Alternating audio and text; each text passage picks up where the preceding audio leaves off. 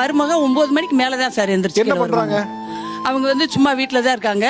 பையன் வேலை பார்க்குறான். இப்ப நீங்க அவளை பாராட்டுறீங்களா இல்ல? இல்லை, நான் பெருமையாக தான் நினைக்கிறேன். அடுத்த வீட்டில் இருந்து வர பொண்ணு, சரி அந்த பொண்ணை நம்ம எழுப்பாட்டினா 1 வருஷத்துக்கான ஃபங்க்ஷன் அவங்களுக்கு இருக்கு. அதனால நம்ம 1 வருஷத்துக்கு அவங்கள நம்ம கண்டுக்கிறாம விட்டோம்னா அவங்களே நம்மளோட வேலை பழக்க வழக்கம்லாம் பார்த்து செஞ்சுக்கிறாங்களா. 1 வருஷத்துக்கு விட்டுருவீங்க, அதுக்கப்புறம் கேட்பீங்க? அவ கேட்க மாட்டோம் சார். அதுக்கு பின்னாடி நம்ம நடந்துக்கிற முறையை பார்த்து அவங்க பண்ணிக்கிறோம். நாங்க 6 மணிக்கு எப்பயும் எந்திரிச்சிருவோம். வாசல் தொளிச்சு கோலம் போட்டு டீ போட்டு 8 மணிக்கு கூப்பிடுவேன்.